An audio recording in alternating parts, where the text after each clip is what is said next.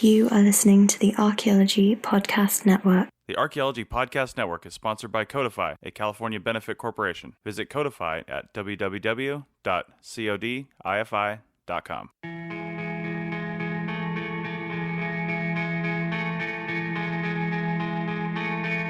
Hello and welcome to the Archaeology Podcast, Episode 10. I'm Chris Webster. And I'm April Camp-Whitaker. On today's show, we're going to be interviewing archaeologist Colleen Strawhacker about her work with the National Snow and Ice Data Center. Let's dig a little deeper. Actually, I think a lot deeper.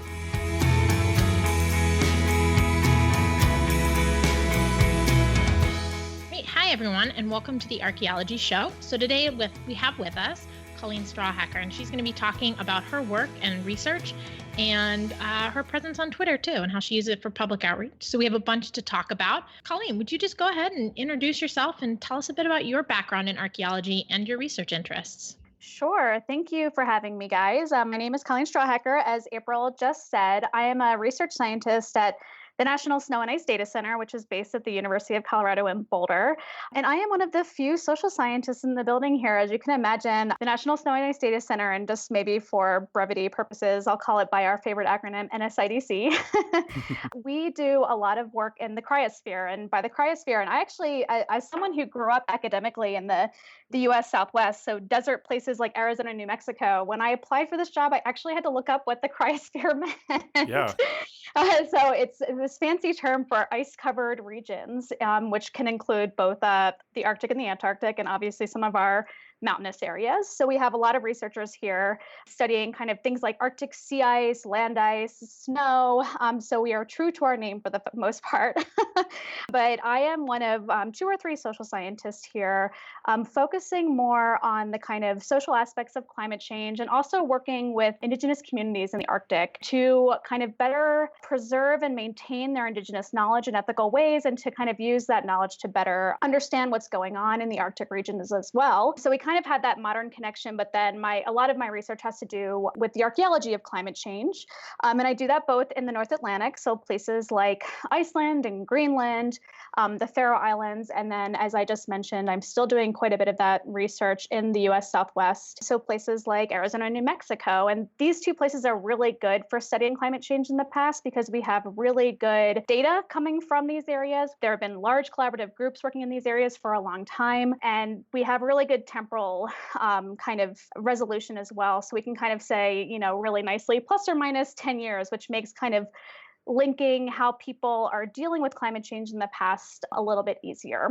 So I'll leave it at that. Nice. So you're dealing a lot with climate change. That means all the celebrities that don't think climate change is real, they must work there, right? Because that's where they're getting the data. Yeah, exactly. There's been tons of celebrities going up to the Arctic recently. Like Emma Thompson was up in Clyde River, which if you go look at Clyde on the map, it's right on the coast of Baffin Bay. And it's been really fascinating to watch, these celebrities get really involved in what's going on in the Arctic. It's very cool. So you mentioned the sort of social implications of climate change. How much do you personally deal with looking at past instances of climate change? Because this isn't the first time this has happened. I mean, we're accelerating it. That's not what we're really going to get into right now. But obviously the climate is cyclical. How much do you get into on that research? Yeah, so we're certainly doing quite a bit of that in the U.S. Southwest, and really looking at not just kind of how people are reacting to climate change, but what are the social conditions and even environmental conditions as well, that are kind of setting up either resilience to or vulnerability to climate change. So, if people are moving around the landscape or using certain farming strategies, does that make them more vulnerable or more resilient to climate changes in the past? And this has been really interesting. As you can imagine, this is really, really hard to study. You need lots of interdisciplinary data and lots of experts to kind of explain because you really need to know the past really well. And that can be really hard just for one person to do. But then you're kind of bringing in these really complex paleoclimate models and things like that. So, part of my job is researching, how people are adapting to or setting up resilience to climate change. But other part of my research is just making the data more available and more understandable to other people. So if instead of having, 6 international meetings where we have 20 people in the room kind of hashing this out, we're kind of trying to create these cyber infrastructure systems. So data systems where I can go and download data, have a system to understand it better as kind of a non-specialist scientist, to make that research a little easier to do. Mm-hmm. That's really interesting. So, Colleen, can you really quickly explain to us what exactly you mean by vulnerability and resilience, and maybe pull an example from kind of a modern or archaeological context and walk us through a little bit? Sure. So these are big terms that are thrown around a lot. And I think it's always important to say vulnerability to what and resilience of what. And I think these are really interesting kind of social concepts to think about climate change. So Chris, as you said, people have dealt with climate change in the past. Obviously, the climate change that's going on today is a really, really different case, what we're dealing with. So it'll be interesting to see how this all pans out for sure. But in terms of vulnerability, it's really kind of what are kind of the characteristics of a society that might allow for society to adapt to a change in their environment. So I'm trying to think of an example. So for example, in southern Arizona, I'll take an example from my dissertation, since I'm pretty much over the PTSD from writing that thing. I can start to talk about it again. So in southern Arizona, you have these kind of the Hohokam in southern Arizona. So they were in the Phoenix Basin, and they were doing this large-scale irrigation farming along the Salt and Gila rivers there. And as you can imagine, investing all of this labor into building these large-scale irrigation systems is what a lot of people refer to as a sunk cost. So it kind of anchors people in place. In a lot of ways, this is a vulnerability, right? It takes away some of your strategies to adapt to climate change. And often one of those strategies can be movement of people. But when you're anchored in place to something that you've invested a lot of time and labor in, this can kind of take one of those strategies away. And so when we talk about resilience, for example, we think about the strategies that people use to mediate any impact that climate or environmental change may have on them. And some of those strategies can include storage of resources, setting up social networks across different parts of the landscape. So I can either kind of ask for food in times of need, or I can move people there if I need to.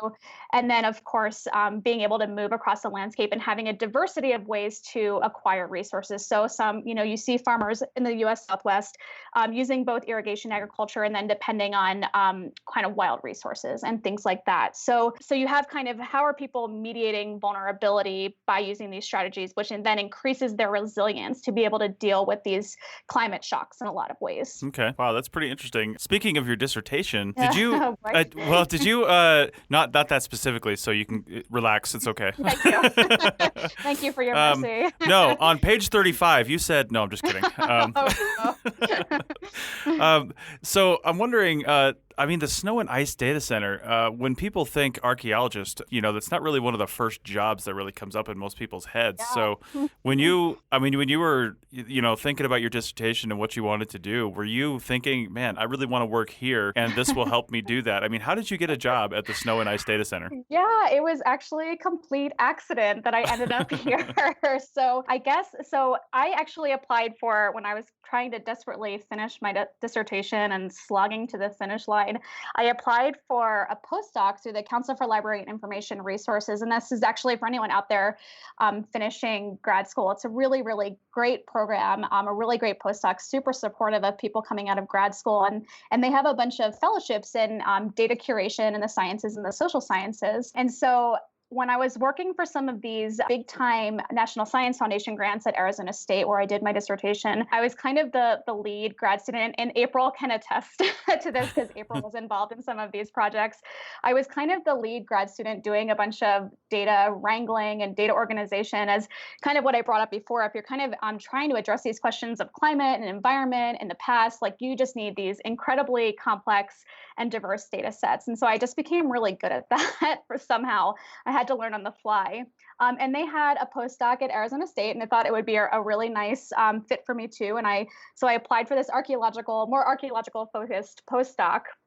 But then NSIDC saw my application. I guess CLEAR, which is the Council for Library and Information Resources, sent out our applications to everybody, and NSIDC saw it, and I got this email saying, "Hey, we want to interview you." And this is what brought me to the point of having to look up what the cryosphere meant because it was in my job description.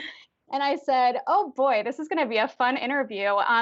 And so more specifically, I work for a program at NSIDC called ALOCA, which is the Exchange for Local Observations and Knowledge in the Arctic. And so ALOCA is a cyber infrastructure kind of data management program in which we work very closely with indigenous communities in the Arctic to create things like atlases of their local place names and create databases where they can upload their local observations and things like that.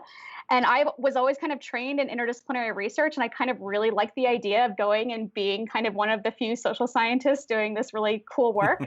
And it just kind of fortuitously worked out. And here I am almost 4 years later, still here. So Nice. So more specifically, your day-to-day is really working with indigenous communities then, not drawing ice cores and slicing them up and looking at them? No, definitely. I definitely work with quite a bit of physical science data, but not doing that lab work for sure. But yeah, most of it is just building relationships with people in a lot of ways. So as you can imagine, ALOCA, we do a bunch of this technical work, but it feels like so much of our work is really building relationships with indigenous communities, making them feel comfortable about kind of our approach to sharing their knowledge, and it's really up to like the indigenous communities, their decision on what they want to do with their knowledge, right? So sometimes they want to create a website that they make it only open to their community. Sometimes they want it open to the public, but it's really just us building partnerships with them, having really intense conversations about what they want to see coming out of sharing their indigenous knowledge and coming up with some really interesting technical solutions to that. It's interesting you say that. Have you ever heard of the software Mukerdoo? Yes, I have. Oh, well, they're great. I work with the guy who invented that pretty much. We're working on other software. Yeah, with Michael. So, well, I'm glad. Cool. I'm glad you've heard of it because the exact same things you said are like exactly what it does. So yeah. So actually, we had Michael give our ALOCA team the intro webinar, and we've started we're trying to get funding to incorporate it more and more with some of our kind of sub projects that fit really well with Mukerdoo. So I'm excited to see. Hopefully, we can get it off the ground on our end for sure. Nice. So, Colleen, can you tell us a little bit more about what it's like working with some of these native groups on climate change and how their knowledge gets incorporated in? Yeah, so this is really interesting because as you can imagine, I actually being an NSIDC, our director just gave this really interesting talk on being able to predict kind of the seasonality of sea ice. So being able to predict down to the day at what point like this ice is going to be retreating back and forth. And, this is really interesting for a lot of different reasons. Not just to understand what's going on with climate change today, but also for things like shipping. And he brought up really important things like oil drilling and shipping routes and how they might be affected by that.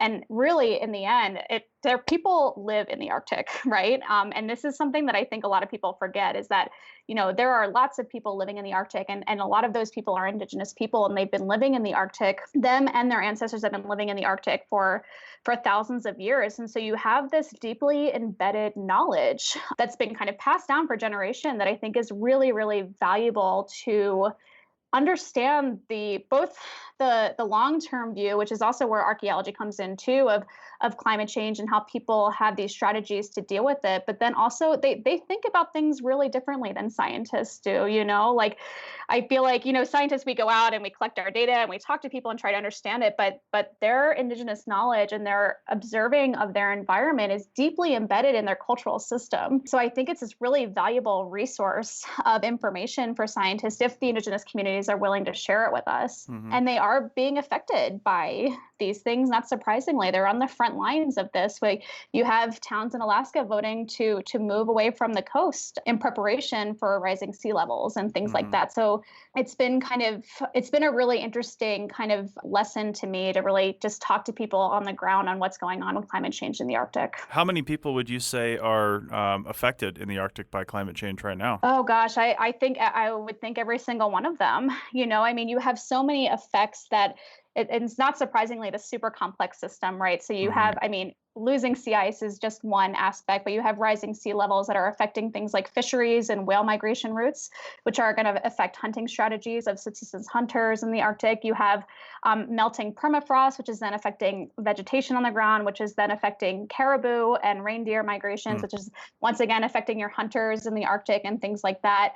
And then if you think about urban areas, a lot of them in Russia with melting permafrost, these areas are now super susceptible to, as the permafrost melts, it's going to become completely unstable to be living in these buildings and things like that. So I can't think of a single person that's not affected by climate change. Does the Snow and Ice Data Center take more of an observer and sort of a recording role in all this, or do you guys get, when somebody comes up to you up there and says, "What do I do? Where do I go? Who do I contact? We've got to get the heck out of here." Do you have other agencies or something that you can give them information on, or what's your guys' role beyond that? So essentially we're a scientific organization, right? And so and I think scientists are all learning lessons now about, what is our role in this? I think, often scientists have been seen as this like objective person going out there, being able to like test hypotheses, collect data to test your hypotheses and make this unbiased,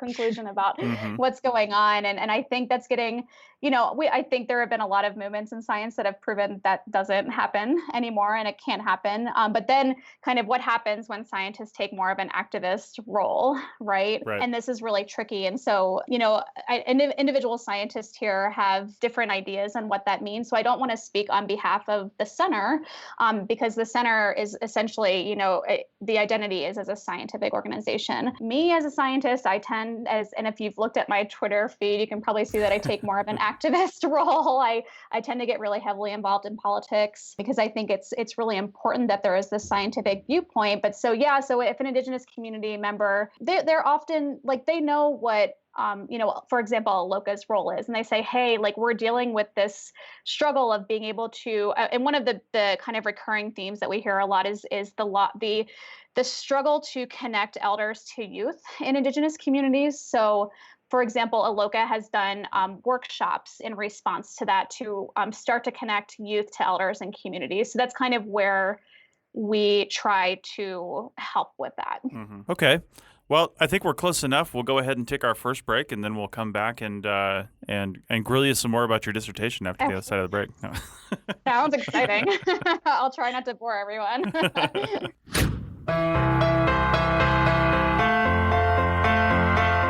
At digitaltraining.site, we believe that spending money on learning is great if it helps you solve a problem. If you're a cultural resource management professional, you want to make your workflow faster and more efficient to beat your competitors. If you're a student or young professional, you'll want to learn marketable skills to get that job. If you're a faculty, you want to stay up to date with teaching topics, but you feel overwhelmed by all the technologies and tools out there. Digitaltraining.site is for you. You'll get relevant topics by top-level instructors and downloadable materials at an affordable cost. And if you're an enrolled student, apply for a scholarship and attend for free. Start learning now at digitaltraining.site. Okay, we're back. And I'm gonna take this opportunity, since you sort of led into it, Colleen, with your comments on activism and your Twitter handle and things like that. But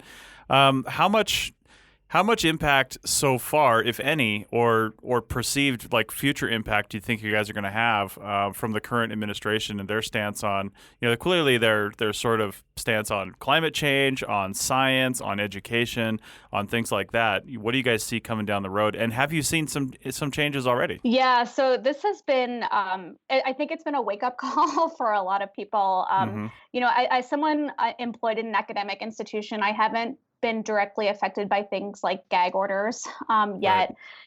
Yet I say, working for a leading climate change organization, I think being kind of at a university, I think we might be protected from that. But I think there's an incredible deal of uncertainty going on now and what to expect.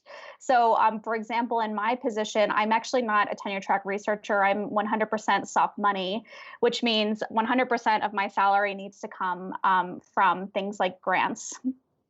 So right now I'm 100% supported by grants from the National Science Foundation. And so this, as you can imagine, and I'm a social scientist and I work in climate, both topics tend to be attacked quite a bit, and they were attacked quite a bit by GOP members in the House and Senate. During Barack Obama's administration, but Obama always vetoed those bills, so we were somewhat buffered from those attacks. But now we don't really have that. I hate to use the word wall, but it's true though. We don't have that. Yeah, we don't have that protection anymore. And so immediately, a bunch of us just decided we needed to submit proposals that may or may not be ready right away, just to kind of get them in review. Because as you can imagine, the budget for fiscal year 17 is set, and NSF can distribute those funds right now, but after that, we don't know. And, I think there's this kind of alternate going back and forth roller coaster of, should I be panicking or should I just wait for these things to come down the road? And it's really scary, honestly. And as you can imagine, working in the Arctic, I have quite a few Canadian colleagues who lived through the Stephen Harper years. And we definitely see some similarities there of scientists being gagged and people being afraid to speak out about kind of scientific facts like on climate and things like that. But as one of my Canadian colleagues said, well, Trump is really Stephen Harper on steroids. And so, we'll see what happens, but it is not a comfortable time right now. There's no rogue snow and ice data center Twitter account yet?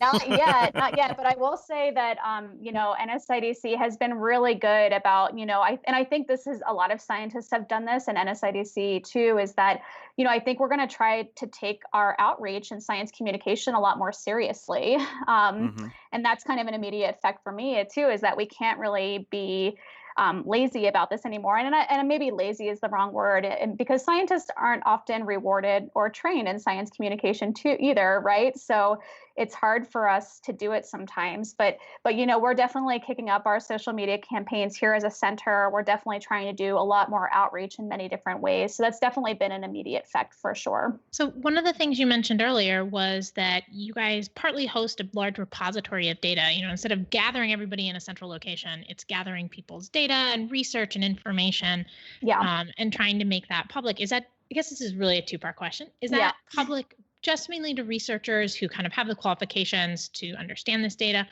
or is there a growing effort that you see amongst researchers and the National Snow and Ice Data Center to find ways to make that kind of hard scientific data really available to the public, so they see it, they understand it? It's not shrouded in kind of, I think academia and research is bad about shrouding ourselves in mystery. Yeah, I completely agree. We do like to kind of sit in our ivory tower every once in a while. And I think it's important. I read this really interesting article. I don't remember where it was, so I'm not going to be able to cite it off the top of my head, about, not treating the general public as the other, to just say, we are the general public in a lot of ways too, as scientists. We absolutely are. And let's respect each other. And that's a really good approach. But I will say that NSIDC, obviously the raw scientific data is available to anyone that wants to download it. That's free to the public, and anyone can download it. But as you can imagine, NSIDC is housing a ton of remote sensing data on the cryosphere, coming down from satellites, and these data can be really difficult to work with if you're not used to working in modeling programs and things like that. I mean, I certainly can't do it. As someone with a PhD, I'm like, I'll just wait for the report to come out, And so I think NSIDC has been really, really good about creating kind of news products and data products that are geared towards the public. So they're kind of, if you go on the NSIDC website, plug, you can see different kind of, like for example, NSIDC has this like cryosphere glossary, which was really good when I got here for me coming from the desert Southwest. But they also kind of do blog posts on the big time that NSIDC tends to make news is when, not surprisingly, when the Arctic sea ice reaches its minimum. And when it reaches its maximum every year. And so, we make international news, and people can go on the website and you obviously download the data, but NSIDC does a really good job at explaining what's going on with the data. And that's a joint kind of initiative between the scientists here and our science communicators. What do you guys, speaking of communicators, I know I used to actually listen. I had to dump it because I have too many of my own podcasts. But I used to listen a lot to the Science Magazine podcast, and one of the regular features they would have is on science communication and helping scientists communicate better to the public. Are you guys? I mean, especially in this age, after the election and with the current administration, are you guys getting more communication training there at all? So these people who just like to sit in their lab and look at those data models, can actually lift their head up every once in a while and reply to a comment on the internet.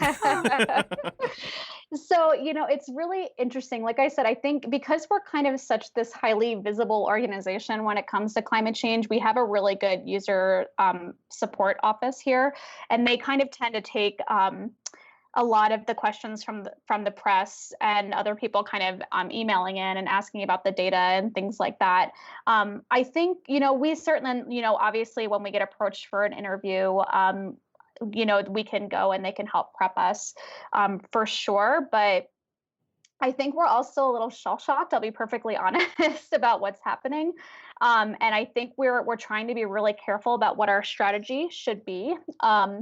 And so we do get a little bit of training, but I think it's mostly up to the individual scientist on how they want to engage with the public and science communication and things like that. I follow a lot of Twitter accounts that have tens of thousands of followers, and they're just really good at science communication, and they bring up a really good point that not everyone is good at science communication, and probably not every scientist should be doing it.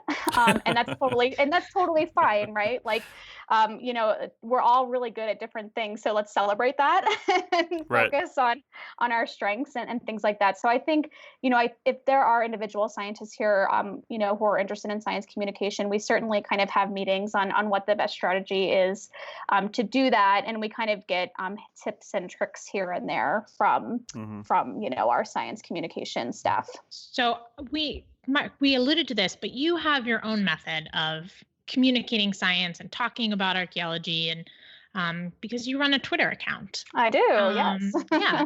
So can you talk to us just a little bit about, how you decided that this was a method of science communication that you personally wanted to approach, and what you cover and talk about? Yeah, God. I mean, Twitter for me, I actually just started getting really engaged in Twitter probably early last year.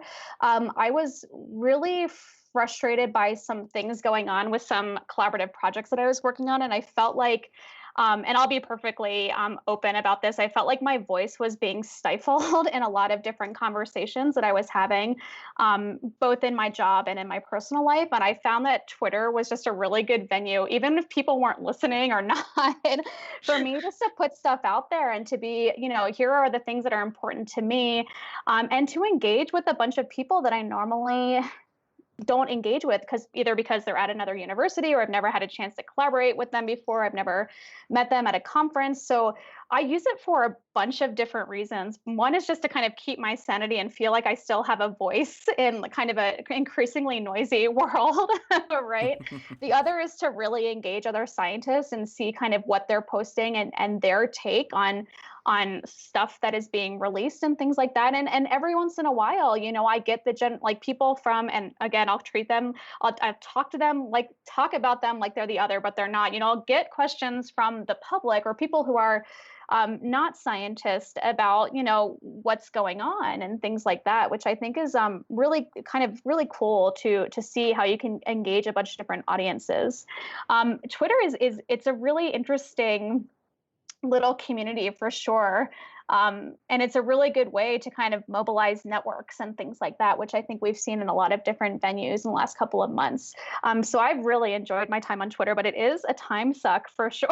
I feel like I was like, how much could I have published if I didn't feel the need to be on Twitter every 5 minutes, So I know it really says a lot when I just heard about another, I think what is he? I think he's a Buddhist or something like that over in China. Just published an entire book of all his Twitter like his tweets, I guess. Yeah. Because he's got all these like Zen tweets, and people are like, "Oh, that's great." So it's just a book of his tweets. I mean, that's hilarious. You could literally publish a book about your tweets.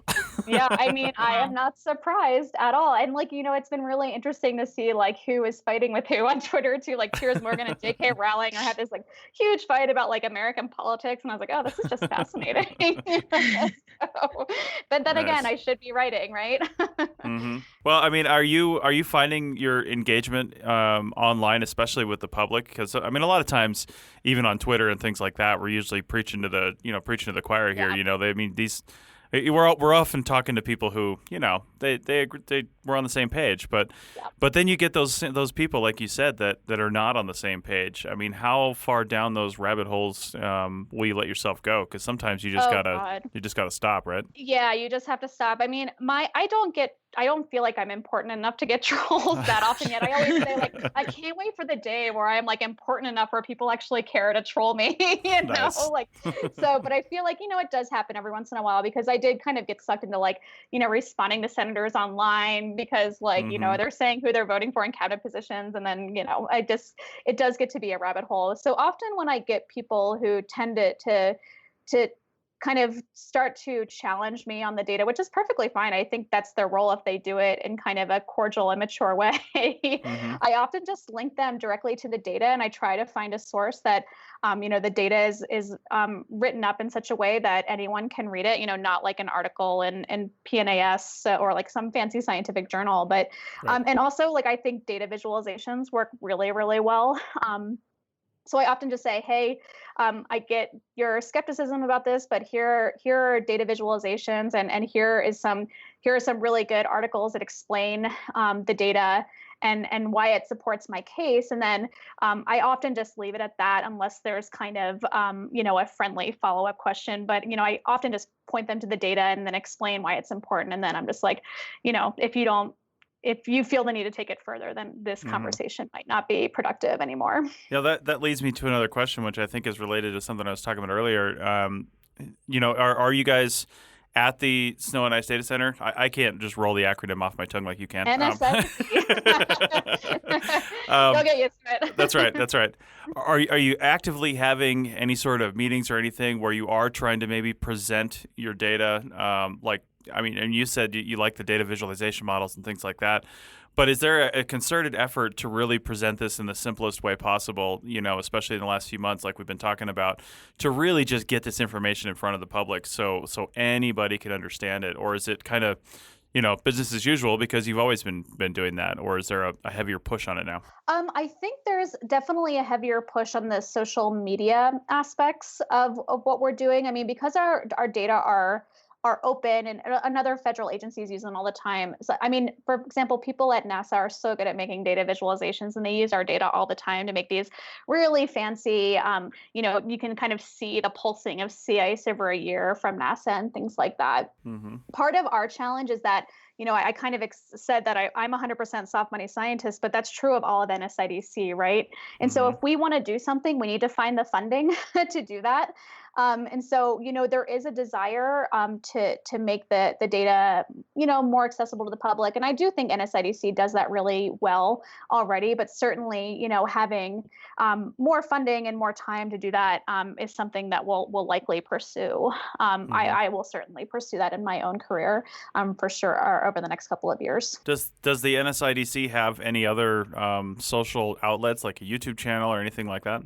So we have a Twitter account, we have a Facebook page, and I do have another scientist here. So Laura Koenig, she has actually started some podcasting as well. So it looks like we'll be engaging with podcasts more. But I don't think we have a YouTube channel, but that would be really cool. I've always thought it would be neat to make a video of people out in the field for all these NSIC scientists going to Antarctica and things like that. Mm-hmm. And just a reminder, we'll be sure to post a lot of these links in the show notes so everyone has access to them and can check out what you're talking about. I guess my quick question was, it's a bit of a follow-up on an earlier piece where you mentioned that, you're looking online and you're finding resources that are written at kind of a non-academic level to share with people to help them understand. Are you finding that there's sufficient resources, or are you sometimes, struggling to find these? Because I know with some archaeological topics, It's hard to find something that's either not written at an elementary, middle school level or not written at an academic, that kind of average reading level of an adult American.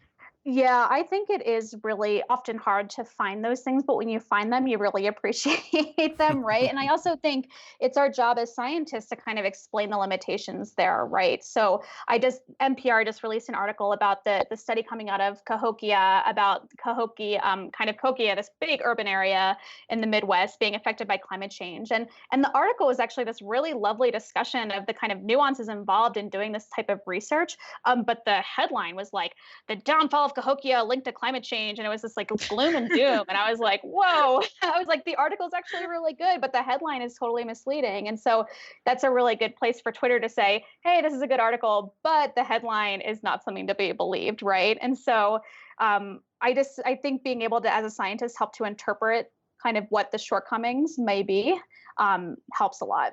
Well, that's awesome. We've got a few more questions for you, and we will do those in about a minute on the other side of the break. Back in a second. Great. Sounds good.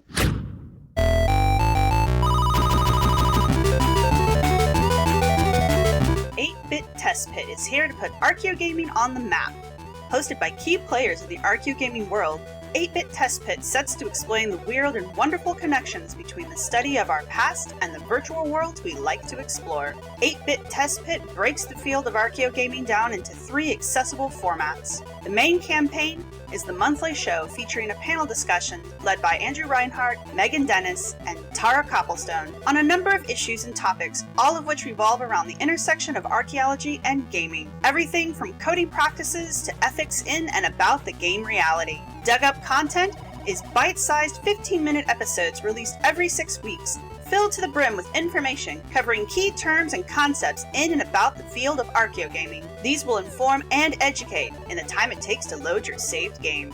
Archeo Deathmatch. 2 archaeogamers enter, 1 archaeogamer leaves. When a field is new, disagreements are going to happen. Here in the virtual arena, 2 archaeologists debate a topic related to archaeogaming, hosted every 5 weeks, or as needed. Archaeogaming covers not only the study of archaeology in video games, but also the study of games as material culture. Some of our hosts you already may know. Andrew Reinhardt, who was featured in the documentary Atari Game Over, Tara Copplestone, who studies how games are made through an archaeological lens, and Megan Dennis, a PhD candidate at the University of York who is studying ethics in video games. Plus, many more interested and insightful players in the archaeogaming world are ready to load. The show is hosted and produced by Sarah Head of Archaeofantasies fame and Tristan Boyle, content creator of the Archaeology Podcast Network.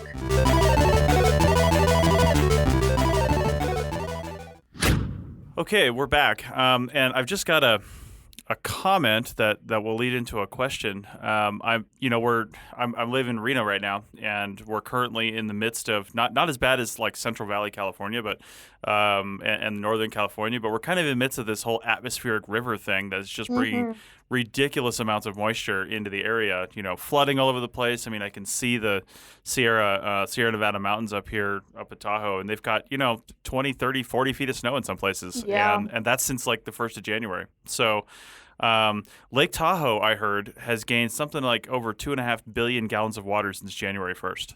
Crazy, I mean, that's an inconceivable number, right? So, doing a little research on that, you find out that this happens, in the climate, this happens every 100 to 200 years, they say, which is kind of a big range, but that we get these sort of weather events because they're talking about the Oroville Dam that may or may not collapse this week, and how back in, I think, the mid-1800s, a similar thing happened where a waterway gave way, and you just see, drawings of people on boats in the streets and things like that.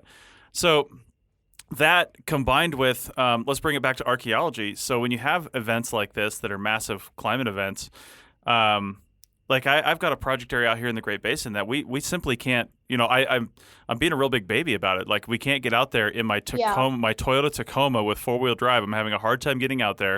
And then when you do step on the ground, it's like walking on snot. Yeah, it's just disgusting. But people live that like all year round. They did that. I mean, how is... bringing this back to archaeology, the research you've done and the people you're working with in the Arctic, I mean, how are they coping with this? And what's your, I don't even really know where my question is going, but you know what I'm saying? Yeah. Like people lived in these environments when the climate started to really change, and I just don't know how they did it. It's amazing to me. Well, Yeah. I think that the scary thing about what's going on right now is that there was a recent study. It was just actually released this week. The Guardian did a post, like kind of a public post on and everything, that climate is changing 170 times faster due to human action than it has in the past. So what we're dealing with is really, really different. I think with archaeology, when people in the past were dealing with more of these natural climate fluctuations, the change wasn't as extreme as what we're seeing today. And so this is kind of a really interesting challenge on kind of understanding what was happening in the past. And it's really important to have this long-term view, right? So you talked a lot about this atmospheric river happening every 100 years or something like that. And if we're building infrastructure today with only this short-term view in mind, we can't anticipate these shocks, right? We need to have this long-term view and decide what we want to prepare for. So I think my answer is going to be scattered as well as I try to think about where you were going. But I mean, in archaeology we have, and this is where it gets tricky to talk about climate change in archaeology too. Is like I really kind of hate the term success and failure in adapting to climate change, because what does that mean, right? Like, for example, in the North Atlantic, you have, we talk a lot about climate change and how people are adapting the North Atlantic. So people in Iceland have been dealing with climate change for the last 1,200 years, and they still live there and they're still doing pretty well. Whereas you have people arriving in Greenland, and after a few hundred years, you have one of the settlements completely abandoned. And that was a nice kind of chapter in Jared Diamond's Collapse book. But we don't know whether that's a success or failure, right? Like movement is a strategy to deal with climate change. What does that mean for the people? Well, I can't ask them. They've been gone for a long time now. But I think we need to be really careful about how we talk about these things, right? About kind of what does it mean to adapt successfully to climate change? What do we mean by that? What does it mean to not? I think that definitely needs some more thought put into it for sure. Yeah, you brought up Iceland. Can you elaborate a little more on the work you've done up there? Yeah, sure. So Iceland, what a lovely place to work, right? I'm so lucky. So, given that I've only been working in the Arctic really for 3.5, almost 4 years now, and so the archaeology there is really complicated. But I'm working closely with a group of researchers as a part of the North Atlantic Biocultural Organization, or NABO, and they've been doing this kind of collaborative group of researchers has been doing some intensive archaeological and paleoclimate work there for decades. And so as you can imagine, they have a ton of really awesome data to address these things. And they're doing some really interesting interdisciplinary and collaborative work to address these, like what us academics like to pat ourselves in the back and call them grand challenge questions, right? Like how do people adapt to climate change? And so my job, when I started working at the National Snow and Ice Data Center, obviously that word data in my organization's name is, we're obviously doing a lot of work with that. So I said, let's come up with a system to make your data easy to work with. How do we make the data more available to other researchers? How do we make the data more accessible to non-specialists? So, for example, we find a ton of animal bones in Iceland. And I work with soils for the most part. I'm kind of an agricultural soils person in my own specific research. And so the thought of trying to interpret what's going on with animal bones, even though I have a PhD in archaeology, I wouldn't be able to do it, And so these animal bones are really important to understanding climate change, because it can tell you how, what species are available to people to eat, or what species are they targeting to eat, or, and how does that change over time, and does that link up with climate change? So I am working on more kind of building cyber infrastructure or data systems to make it easier to analyze and link those data. And every once in a while, I'm lucky enough to tag along in the field and dig up some dirt, which is really fun. Nice. So you've mentioned a couple of times sort of the challenges of using archaeology to talk about issues like climate change. So what do you see as the potential role, and how archaeology can help us maybe not provide direct relationships, but kind of understand what is happening or contribute to non-archaeological research on climate change? Like that link between, the data that's being collected by a lot of the non-social scientists, at the National Snow and Ice Data Center, and your dissertation or the research that's going on in Iceland, and how to link those two really different sets of data. Yeah, this is really tough because, the world that we live in today is not surprisingly really different than the world as we as archaeologists study, right? And that's not something we can gloss over. That's the truth, But I do think this long-term view is incredibly valuable. Kind of what are the ebbs and flows of climate and how people are dealing with that, and what are the kind of strategies? And we can talk about, I think when we're talking about climate change today, we're going to have to think about that at a number of different spatial scales, right? Anything from the local to the regional to the federal to the international. And I think archaeology is super valuable in thinking about things at a local and regional level, for sure. And just thinking about kind of what are the complicating factors here that may or may not prevent us from being able to deal with these challenges, right? And so, in Iceland, you have their Norwegian crown always fiddling with how people can make decisions in Iceland, which I think is super interesting to think about kind of local capacity for decision making, and then which means local capacity to be able to deal when you get a climate shock, whether it's anticipated or not. So it's just kind of really interesting to see these different kind of ways that people dealt with these things in the past, having that long-term view of what can go wrong and what can go right. And again, I'm using the wrong words, wrong and right, but I don't think they're the correct words.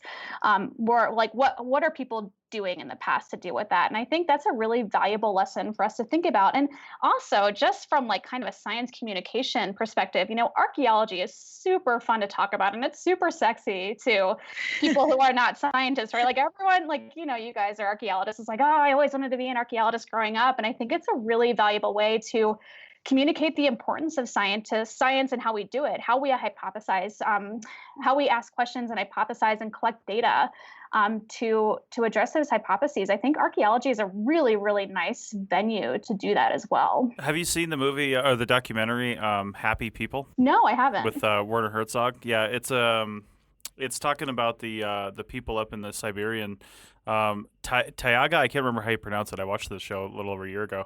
Taiga, yeah. It's all about how they're dealing with climate change, and it's really fascinating. Cool. Because a lot of what they deal with is, they rely on the fact that the river freezes over, so they can get to their fur trapping areas in the winter, and then come back. And now all the permafrost is melting, and they show pictures of things falling into the permafrost, and they don't really know how to handle it.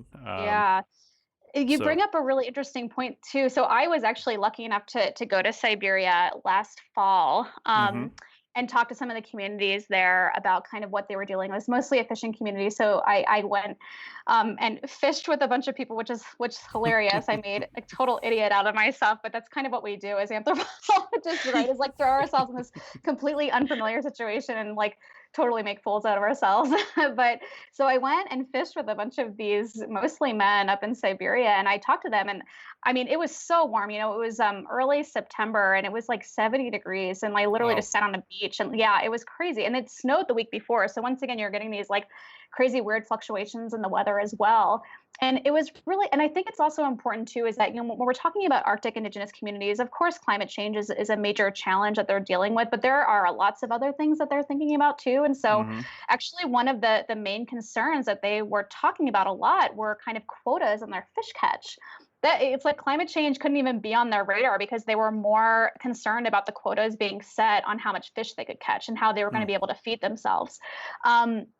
So I think we often, as scientists, especially as someone who works with indigenous communities a lot, we kind of get sucked into this kind of, this big kind of ogre of climate change that's affecting every single aspect of our lives, right? But there are other things that people are having to adapt to as well. So kind of not to let that be lost in this kind of sub grumble of climate change permeating the rest of our lives, Right. That brings up, I guess, another question. In countries like Canada and Russia, two very different countries, but they control a lot of land, and they make these policies that affect people that, they might not be able to see in the capital, like you're mentioning. What do you have a sense, or do you know what these two countries? I mean, how important is thinking about climate change in these smaller communities that live in these areas? How important is that to them? Do you know? Well, I mean, I think it's also important to say there isn't like this monolithic indigenous person. So that in the Arctic, so there's going to be 1,000 different answers to that. Okay. I will say it's really, really fascinating to look on local. I mean, this is really little harder to do in Russian because I don't speak Russian. But going to like kind of local Canadian news websites and seeing kind of how people go and they comment very honestly on things like, whale catch quotas up in kind of Nunavut and things like that, and people will go on and they're pissed, because they like, or sometimes they're not pissed, but sometimes they're, and so going onto these comment sections is actually, I know it can be infuriating to do that on the internet, but when you kind of go to these more local news stories about kind of in the Arctic, it's really, really fascinating to read those. But yeah, it is this kind of interesting tension between, and you see this, I mean, outside of the Arctic too, this interesting tension between, decisions being made at the federal government and how that impacts indigenous communities who have been there often for a lot longer than the federal government has been there, right? I think we're seeing that too with the Dakota Access Pipeline, and you see that all the time with restrictions on catching fish and hunting and things like that. So. Right. So archaeologists love using kind of ethnographies as examples for how to understand normally specific cultural groups or practices. But do you find that, after working and doing your dissertation, other research in prehistoric contexts, and now working so closely with a lot of these modern living communities, that a lot of some of your understandings and ideas about issues of like resilience and vulnerability and how communities respond to things have sort of shifted and changed? So could you kind of rephrase? Yes, I would love to rephrase that. Thinking about like local observations and indigenous knowledge, is that what you mean? Or just, we all, as archaeologists, we sort of have set ideas like, oh, this is, we come up with theories. Yeah. And how often do these theories really reflect it? And have your theories changed now that you're really working with communities and seeing kind of real responses? Yes. Thanks for clarifying that. No problem. Yeah, so I always say in my scientific research that, I like to link scientific data with indigenous knowledge or local observations. I remember, and I'll reluctantly go back to my dissertation. When I was writing my dissertation, I was collecting a ton of soils from prehistoric and historic farms and agricultural fields. And the data just looked really weird to me. I couldn't make sense of that at all. And I was just like, I don't know if I'm just dumb or these data, like there's something wrong with my methodology. But then I started going back and reading historic interviews with farmers from like the 18 and 1900s. And it all became clear, like it explained the data immediately. And just thinking about how people were farming on the landscape and why they were making the decisions that they did and actually how it affected the soils that I was collecting. It was fascinating. And so I think scientists, there are a lot of scientists doing that and there has been some progress, but I think scientists would benefit a great deal if indigenous communities are willing to share that knowledge with us.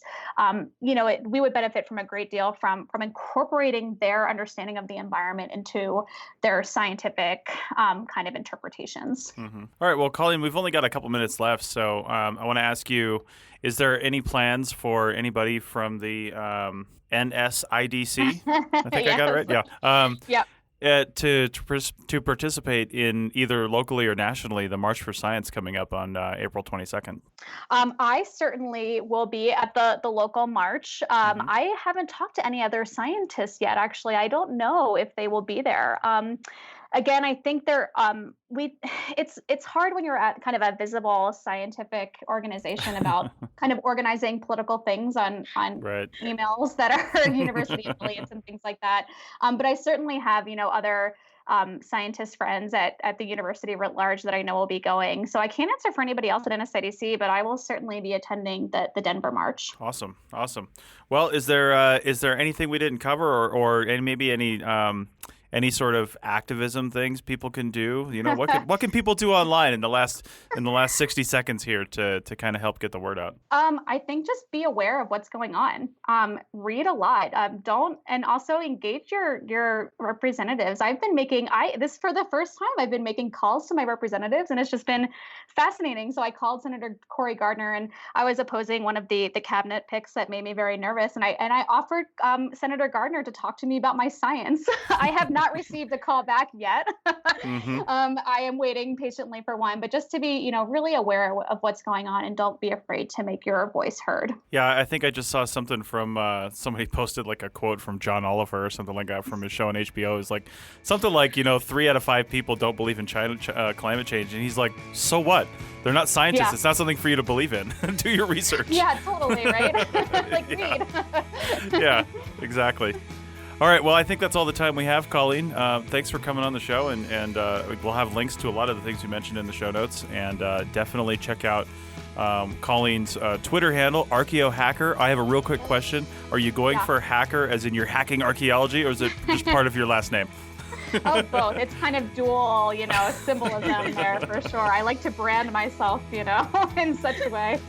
Nice. Well, mine is Archeo Webby because my last name is Webster, and the Websters have always gone by Webby. So people are like, what are you really into the internet and websites? Yeah. No, it's my last name. So get off me.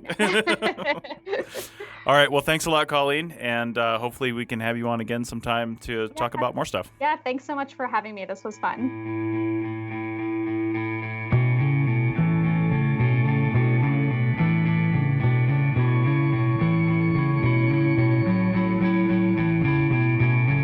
Thanks for listening to the Archaeology Podcast. We hope you enjoyed it.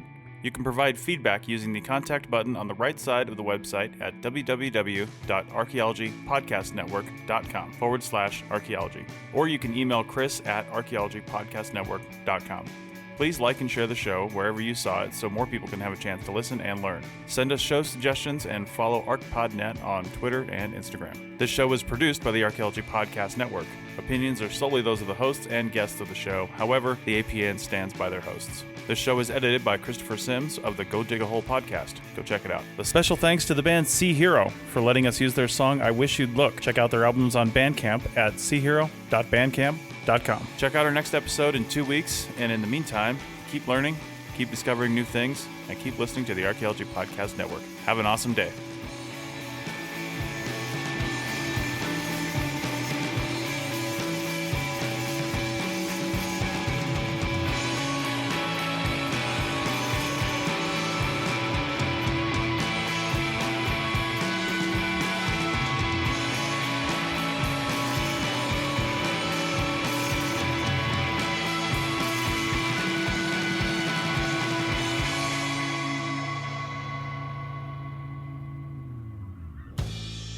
This has been a presentation of the Archaeology Podcast Network. Visit us on the web for show notes and other podcasts at www.archaeologypodcastnetwork.com. Contact us at chris@archaeologypodcastnetwork.com.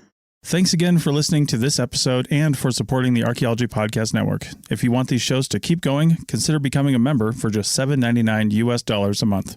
That's cheaper than a venti quad eggnog latte. Go to arcpodnet.com/members for more info.